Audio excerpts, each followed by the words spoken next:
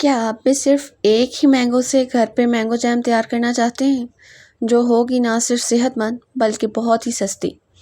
तो ये वीडियो आपके लिए है। अस्सलाम वालेकुम, मैं हूँ ईमान। आप देख रहे हैं कुकिंग एंड नोट्स बाय ईमान।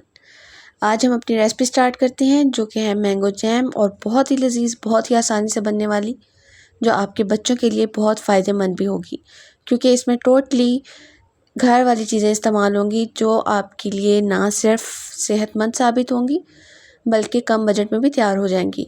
चलिए जी, एक मैंगो लिया है हमने बड़े साइज़ का। अगर आपके पास छोटे साइज़ के हैं तो 2 ले लें, या अगर कम बनानी है तो वो एक भी काफ़ी रहेगा। एक मैंगो लिया, उसको कट कर लिया और तकरीबन 1/4 कप हमने पानी इसमें शामिल किया है। पानी शामिल करने के बाद इसको हमने ब्लेंड कर लिया। इतने अच्छे से ब्लेंड कर लेना है कि इसकी प्यूरी बन जाए, लेकिन बहुत ज़्यादा पानी नहीं डालना, वरना ये आपके लिए बाद में मसला बन जाएगा और आपको बहुत ज़्यादा इसको पकाना पड़ेगा, टाइम बहुत लेगी ये।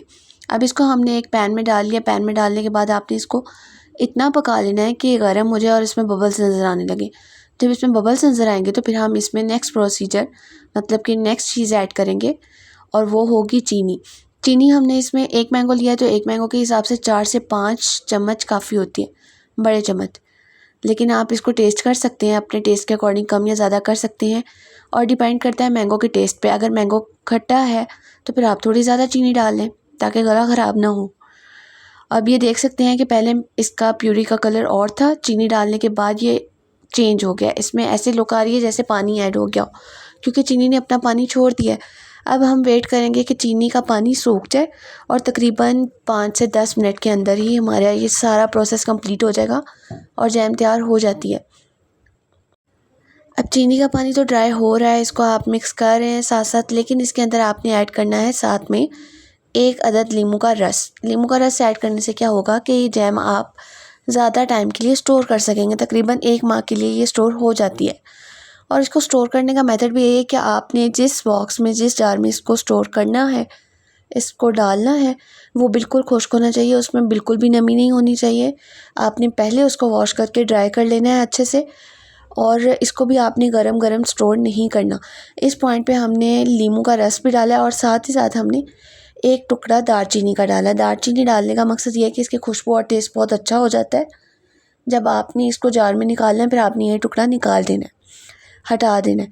अब इसको टेस्ट करने का और टेस्ट करने का तरीका क्या है? एक तो आप इससे चीनी टेस्ट कर सकेंगे कितना मीठा है, और टेस्ट कर सकेंगे कि जैम तैयार है या नहीं। प्लेट में डालें। प्लेट में डालने के बाद जब ठंडा हो जाए, देखिए अगर तो ये नीचे की तरफ बह रहा है, इसका मतलब ये अभी पकेगा, और या अभी ये पकने के मराहिल में है, इसको थोड़ा टाइम दरकार है। लेकिन अगर ये वहीं पे स्टॉप है, नहीं आ रहा, तो इसका मतलब ये तैयार है, और ये ठंडे होने के बाद मज़ीद थिक हो जाएगी। तो फिर आपने फ्लेम कर देनी है ऑफ़, और इसको कर लेना है ठंडा। ठंडा करके आपने जार में डालना है। अगर आप गर्म डालेंगे और उसको कवर कर देंगे तो उसकी हीट से, उसके भाप से पानी बन जाएगा, कतरे बन जाएंगे, जिससे जैम ख़राब होने का ख़तरा होता है। अभी देखिए ठंडी हो चुकी है, मैंने इसको एक जार में निकाल ली है, और उसके बाद मैं आपको ब्रेड पे लगा के दिखा रही हूँ। बहुत ही हेल्दी रेसिपी है, ना ही इसमें कोई केमिकल है, ना ही इसमें कोई ऐसी चीज़ है जिससे गला ख़राब हो। सिर्फ एक लीमू ऐड किया है, वो भी इसको महफूज करने के लिए। अगर आप कम बना रहे हो, सिर्फ 1-2 दिन, 2-3 दिन के लिए बना रहे हो कि उसके बाद फ्रेश बन जाएगी, तो फिर आप लीमू भी स्किप कर सकते हैं, लेकिन डाल देना बेहतर है क्योंकि गर्मी है, गर्मी में ख़राब हो सकती है।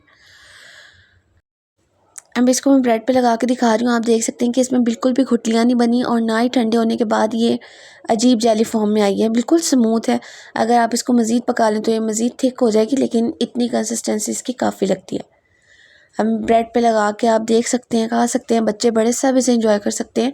और सबसे बड़ा फ़ायदा इसका ये है कि टोटली हेल्दी रेसिपी है। अगर आपको अच्छी लगी हो तो शेयर करें, लाइक करें। अल्लाह हाफिज़।